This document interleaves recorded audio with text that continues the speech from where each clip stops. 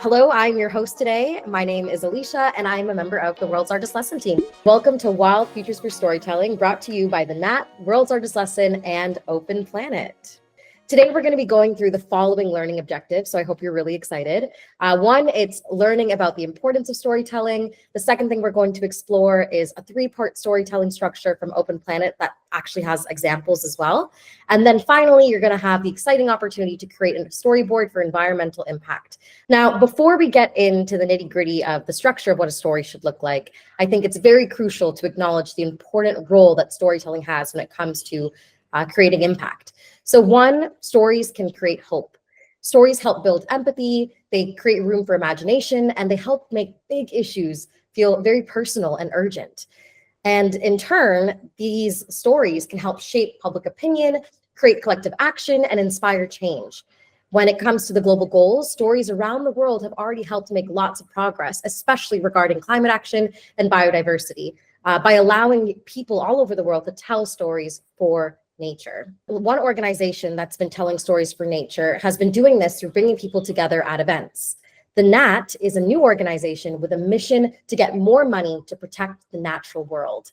In addition to events, they're also focusing on key areas to make change, which include food, finance, and fashion. A fun fact, actually, is earlier this year in New York, students just like you had the opportunity to learn how to make stories for nature with the NAT. On top of bringing people together and hosting events, there are many different ways that we can come together for storytelling and many different mediums that can be used for storytelling. An example could be journalism, photography, maybe even music. But today, we're going to really focus on the magic of storytelling with video and film. And to do this, we're actually going to hand it on over to our friends at Open Planet to walk us through the creative process behind Ocean with David Attenborough and show us how we can all be storytellers for nature. So with that being said, I'll hand it on over. Hello, everyone. My name's Emily, and I'm from Open Planet. We're a production company. So humans have been telling each other stories since the beginning. Think of cave paintings and oral traditions passing down wisdom through generations. It's what our culture and society is built on, and it's how we form our identity. Can you think of something you've seen, a movie, a TV series, or a short video that's changed your mind or maybe the way you think about something? Take a few minutes to share examples among yourselves in your classroom, and we'll come back in a few minutes.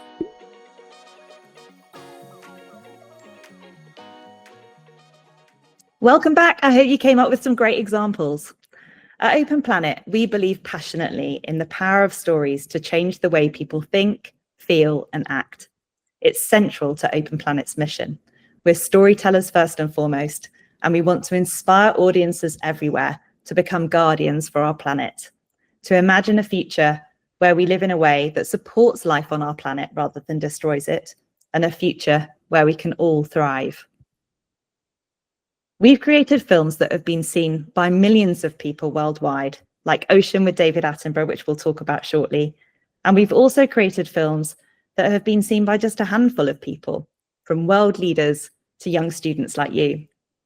Each story is different, but all created with the purpose to inspire change for our planet. Before you start a story, one of the key questions to ask yourself is, who is your audience? Is it your friends at school, your teachers, people in power in the country you live in, or people your age all over the world? And then think about, what do you want them to think, feel, or do differently as a result of seeing your film? This will be your guiding star as you start to develop your story.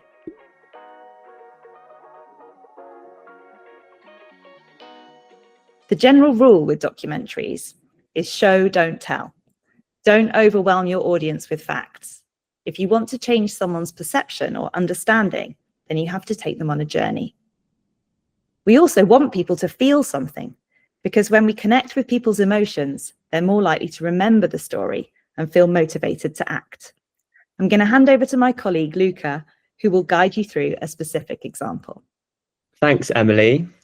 As you mentioned earlier, we recently made a film called Ocean with David Attenborough. And the storytelling structure of this film could be a useful blueprint for you to tell your own stories. So we thought we'd break it down for you. As background, the film was always created with the impact in mind. We wanted to influence world leaders in the run-up to the United Nations Oceans Conference, where they'd be agreeing actions towards protecting 30% of the ocean by 2030. But it wasn't just world leaders we wanted to influence. It was also you, the mass public. We wanted to capture the imaginations of people all over the world so that they would feel inspired to protect the ocean. As Sir David says in the movie, if we save our sea, we save our world. The film's structure follows 3 key themes or emotions. So what we're going to do now is we're going to play a clip from the first section of the movie, and we'd love for you to come up with the emotion or feeling that that clip gives to you. So give some time to talk about it in your classes, and we'll discuss it afterwards. The first time I used scuba gear to dive on a coral reef, I was so taken aback by the spectacle before me, I forgot momentarily to breathe.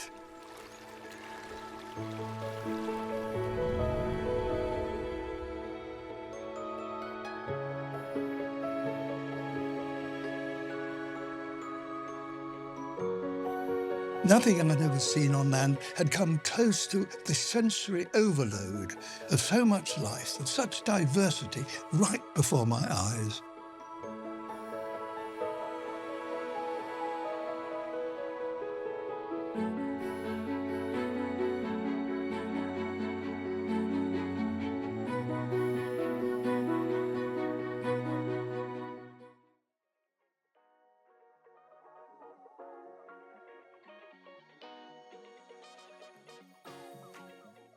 Now that we've had your terrific list of different emotions, I can reveal the feeling that we were trying to give off in that part of the film was wonder. One of the challenges with the ocean is that a lot of people don't get to put on scuba diving equipment whenever they want to. And so they've not got maybe the strongest connection with it. But what we wanted to do was to go out and bring the wildlife into your living rooms at home, show all that beauty that lies beneath the waves, and to share some of this exciting new scientific discoveries that we're discovering about the deepest parts of our ocean, as well as sharing its importance for our own survival. So what we're going to do now is show a clip from the second part of the movie, which is totally different. And we'd love for you to do the same thing. Discuss the feeling or emotion you get when you watch it, and we'll come back afterwards and share what we were going for. From the surface, you would have no idea that this is happening. It has remained hidden from view until now.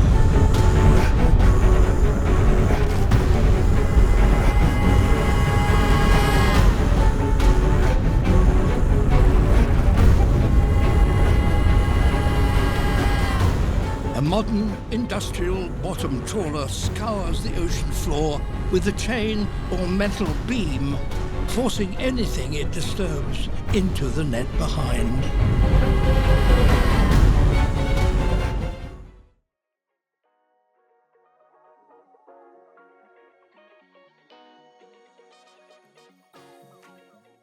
Now, that part of the film is totally different to the first clip that you saw. And the emotion that we're drawing on there is jeopardy, the seriousness of what we stand to lose, the senseless destruction that's happening beneath the waves, and all the danger that the ocean is in if we do nothing to protect it. But we don't end the film there, because that would likely to lead the audience to feel like there's nothing that they can do to save it. And this next part of the film, for me, is why it's so special. And we'd love you to do the same thing again. Have a watch, discuss the emotion it makes you feel, and we'll regroup afterwards. When we first set out to protect what is now Papahanaumokuakea, the people would ask us, what are you protecting it from? And our answer was, that's the wrong question. It's about who and what are we protecting it for?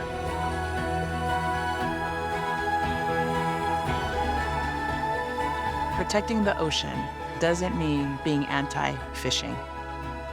The goals of healthy fisheries and conservation are the same. More fish, more abundance, more health of the ocean.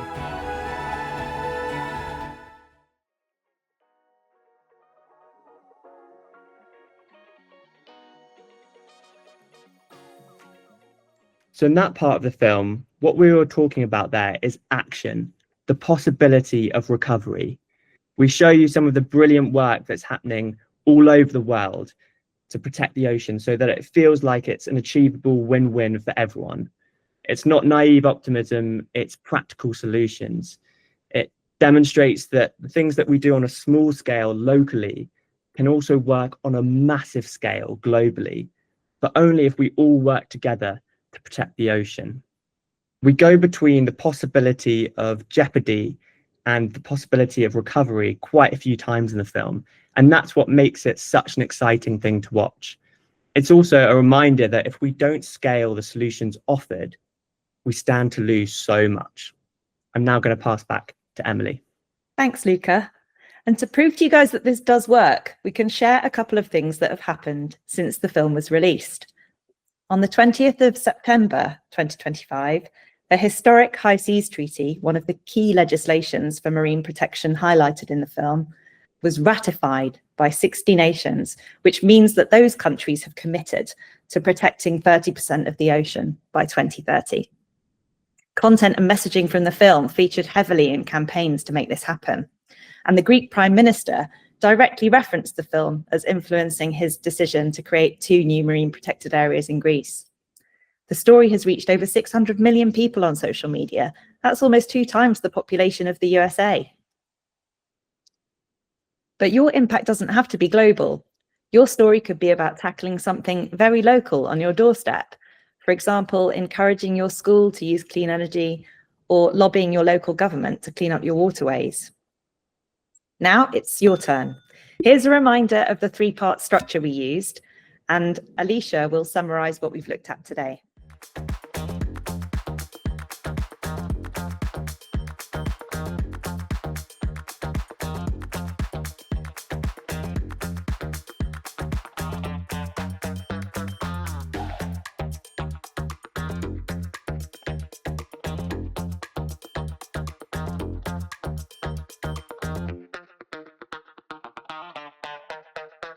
Today we covered why storytelling is such an important tool for protecting nature. Open Planet was able to show us how films like Ocean with David Attenborough use the Wonder Jeopardy action framework to inspire real change. We also were able to see that every story matters, no matter how big or small. And at the end of the day, the thing that matters the most is really understanding what you want your audience to feel, think, say, and do. Storytelling can also help us support the global goals by allowing people to understand the issues and how to take action. Now, you are actually going to have the chance to write your own story for nature. Using the template we've provided for your teachers in the lesson plan, you will be using a Wonder Jeopardy action framework to create your own story for nature. This is your chance to reimagine a better future and share a story that inspires impact to help protect our planet. The World's Largest Lesson has been so excited to partner with the NAT and Open Planet to bring you this lesson today. On behalf of all of us here, thank you so much for joining us, and we honestly cannot wait to see what stories you create.